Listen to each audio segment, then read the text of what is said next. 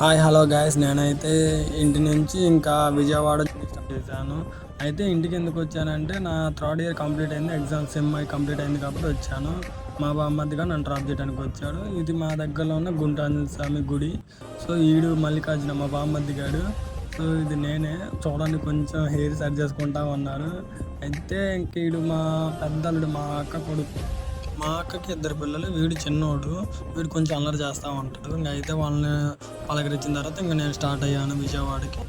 వినకొండ నుంచి విజయవాడకి స్టార్ట్ అయ్యాను. అయితే నేను స్టార్ట్ అయ్యే టైంకి 5 అయింది. సో నేను వెళ్ళే టైంకి నైటు 7:30 అలా అవుతుంది. ఇది నాకు total journey 3 hours 4 hours 3.5 hours పడుతుంది. ఇంకా అయితే మనం చిన్నగా స్టార్ట్ అయిన తర్వాత ఇంక ఇది మా వినకొండలోనే శివస్తూపం అంటారు. సో ఇది తర్వాత మనకి సంతమాగులూరు వచ్చింది. చిన్నగా చూడండి మీరు కూడా సరే. తర్వాత నర్సాపేటలో మనకి బస్ ట్రబుల్ అవటం వల్ల ఆ బస్ వాళ్ళు ఈ బస్కి ఎక్కారు, మళ్ళీ వెళ్ళిపోతున్నారు.